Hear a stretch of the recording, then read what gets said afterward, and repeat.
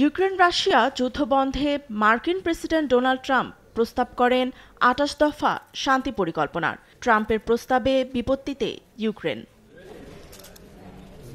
ট্রাম্পের ২৮ দফা প্রস্তাবে আছে ইউক্রেনকে যুদ্ধ বন্ধ করে দেশটির ভূখণ্ড রাশিয়ার হাতে তুলে দিতে হবে। এর মধ্যে আছে লুহানস্ক ও দোনেৎস্ক অঞ্চল। খেরসন ও জোপোরেজিয়ার সম্মুখ সারির যুদ্ধ বন্ধ করে এসব অঞ্চল থেকে সেনা প্রত্যাহার করতে হবে। ইউক্রেনে সেনাবাহিনীর সংখ্যা ৬ লাখের মধ্যে সীমাবদ্ধ রাখতে হবে। চুক্তিতে আরও আছে সামরিক জোট ন্যাটোতে যোগ দেয়া থেকে বিরত থাকতে হবে ইউক্রেনকে, এমনকি ১০০ দিনের মধ্যে দেশটির নির্বাচন সম্পূর্ণ করতে হবে। এক ভিডিও বার্তায় ইউক্রেনের প্রেসিডেন্ট জেলেনস্কি বলেন, জোরপূর্বক সীমানা পরিবর্তন করা সম্ভব নয়। জেলেনস্কি সহ ইউরোপীয় নেতারা ২৮ দফা পরিকল্পনার সমালোচনা করে বলেন, চুক্তিটি সম্পূর্ণ রাশিয়ার পক্ষে, যা সংশোধনের আহ্বান জানান তারা।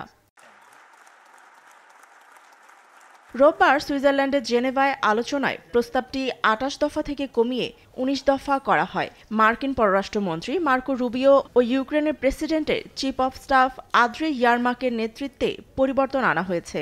সোমবার ভিডিও বার্তায় জেলেনস্কি জানান, সংশোধিত চুক্তিতে সঠিক বিষয়গুলো অন্তর্ভুক্ত হয়েছে।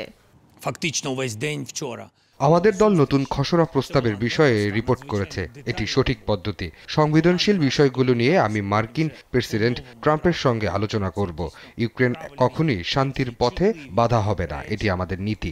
শান্তি প্রতিষ্ঠায় দ্রুত কাজ করতে প্রস্তুত।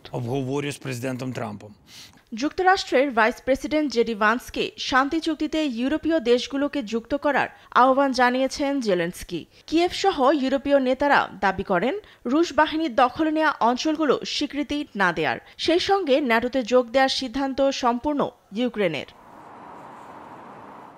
ফাতেমা তাসনিম, নিউজ ডেস্ক, দেশ টিভি।